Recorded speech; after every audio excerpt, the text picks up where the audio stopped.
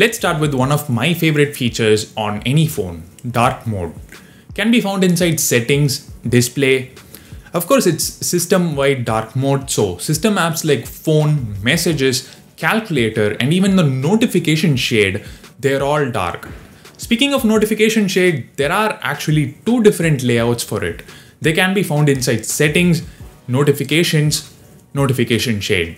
Basically, the Android option displays an extra row of information.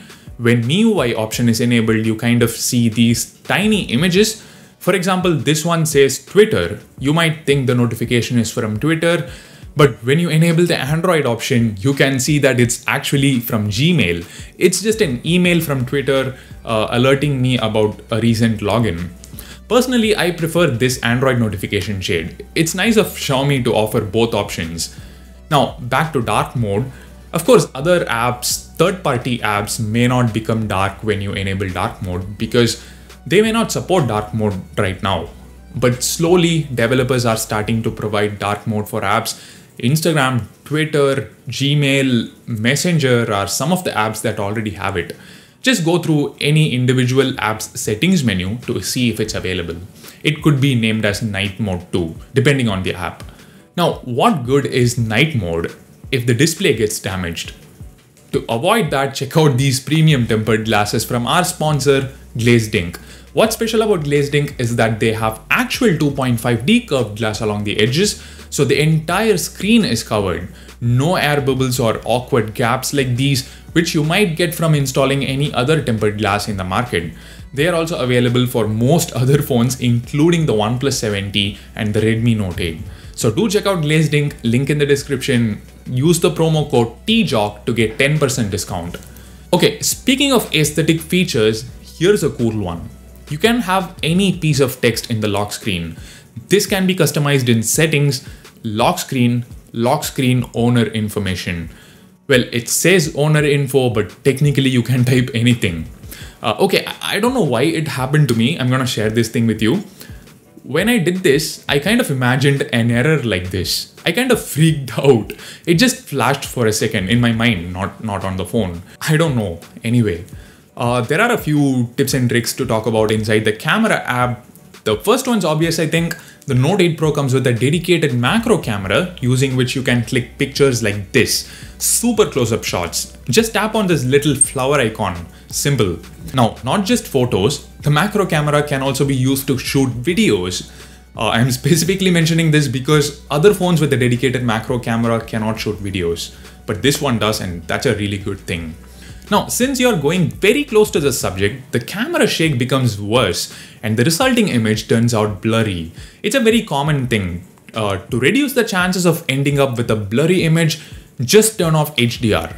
Because HDR requires 3 or more photos to be shot with different exposures. But since there is a significant camera shake, as in since we are that close to the subject, the camera shake looks more prominent. It's difficult to get 3 shots without a significant change in the position. If you didn't understand any of that, absolutely no issues. Just make sure HDR is off while clicking macro pictures. That's it. Another common issue people face while using macro cameras is poor focus. Since you're going very close, the phone might not focus on what exactly you want to capture. Like in this case, I want to capture this particular region, but tap to focus might not work. So go to Pro mode, select the macro lens, tap this F thing, that's the focus option. Now slide through and find out where you want the focus to be. Just try it out, it's actually very easy. This is actually really cool because on top of providing the macro camera, Xiaomi has also provided the option to use manual settings for it. To be honest, some phones still don't have manual settings even for the primary camera. So it's great to see all 3 cameras in this mode. Yes, even the ultra-wide camera can be used. What's the benefit? Well, this is an ultra-wide photo shot using the regular photo mode. And here's an ultra-wide photo shot in manual mode. It's easy, just select the ultra-wide lens. Now tap S. That's the shutter speed. Change it to 2 seconds or 4 or 8 or 16. The higher you go, more the light captured. Simple. So something like this can become like this or even this when you use manual mode. Just make sure everything else is set to auto. Also, you need to make sure the phone is super stable. You need a tripod or something else to support the phone, something like this. If you want a detailed video on how to use manual or pro mode on any phone, like how to shoot creatively and come up with cool pictures like this, let me know in the comment section, I'll get it done. Now, do note that some of the tips and tricks I talk about may also be applicable for older Redmi phones like the Note 7 Pro and Redmi K20. But still, even those things are not really easy to find. There is a good chance most people are unaware of those things. That's the kind of tips and tricks I'm sharing with you. For example, there is this one thing that's been available on Redmi phones for a long time, but users still keep complaining about it because they're not aware of that feature. Like, it's about how the camera app doesn't remember the settings from the previous session. As in, if you turn on HDR, click some photos, close the app, and then open it later, you have to turn it on again. And this gets annoying. To avoid this, just go to settings and enable this thing, save previous mode. Simple.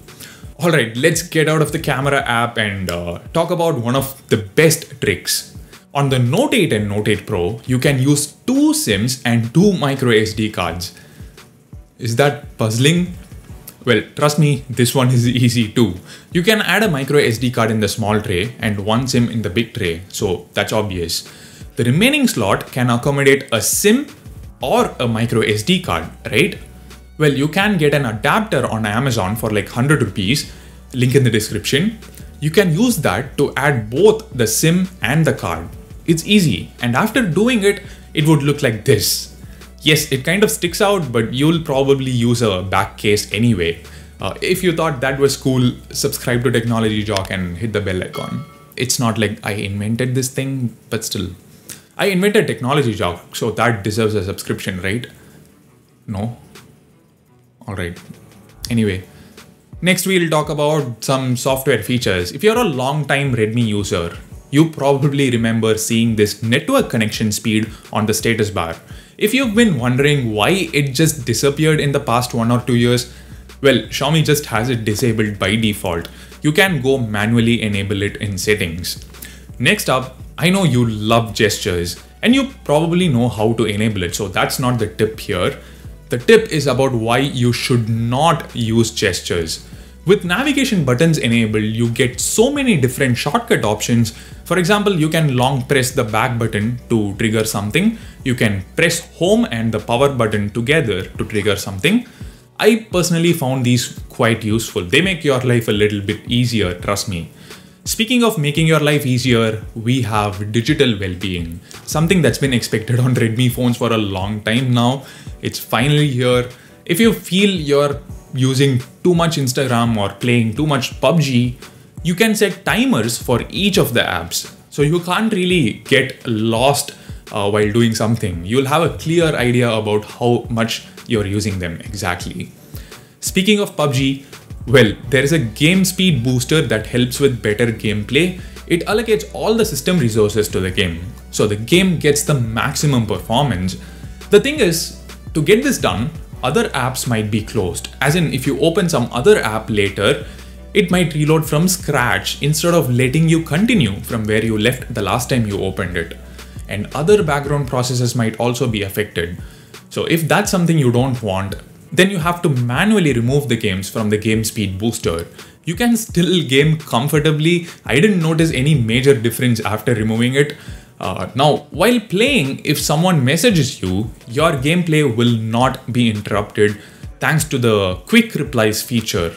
This is how the message appears. You can still game comfortably or reply from inside the game. You don't need to do anything else. And while typing on Redmi phones, or basically any budget phone, I kind of don't like the haptic feedback, the vibration. It's very strong, and especially while typing, where it just keeps vibrating almost all the time, it's not a pleasant experience at all. However, the vibration intensity can be changed in settings. Light is perfect for me. It's subtle, it feels good, but don't worry, this intensity option doesn't apply to calls or messages. For calls and messages, the vibration will be strong regardless. Just make sure these two are enabled. I think they're disabled by default. The last few tips and tricks are not supposed to be tips and tricks. They're supposed to be done by Redmi themselves before selling the phones to us. But since they didn't, let's do them ourselves. The first thing would be to delete multiple useless apps. There's quite a lot of bloatware in the system, like Daily Hunt, Opera Mini, some games, etc. I actually deleted some already. But thankfully on MIUI, this is a very simple process. You just need to select everything and drag and drop here to uninstall. But guys, do check out the apps before deleting them because some of them might be useful to you. For example, this is the first time I'm seeing the Mi Credit app on a Redmi phone. This is like the easiest way to borrow money. You just need to enter some basic details like your name, email ID, PAN number, and if you have a decent credit score, you'll get instant loan approvals up to a sum of 1 lakh rupees. Of course, this is not the only one. There are similar apps on the Play Store as well, but just saying. The next thing is the most important tip: how to disable ads.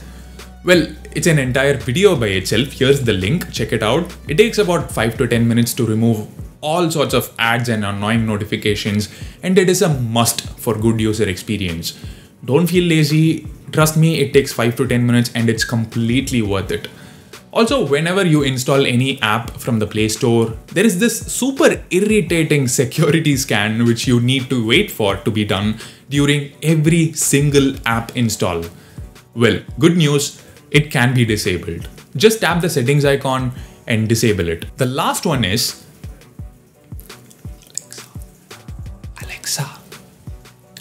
Alexa. It keeps getting triggered. I know Xiaomi. Sorry, I'm not sure.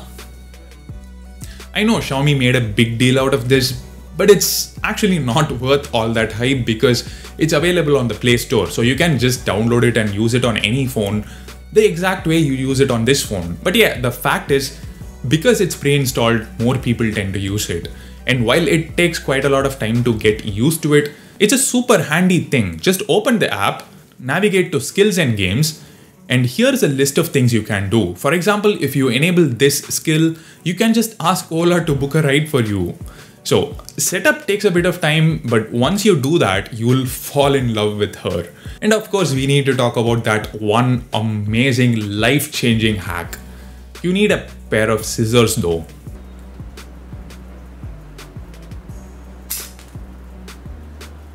Easy. I don't care if the port gets all the dust in the world, but this was extremely annoying and I'm sure you'd be glad you removed it. Trust me. So that's it. A pretty long video, I guess. Thanks for watching patiently. Thanks for being patient. See you in the next one. Bye.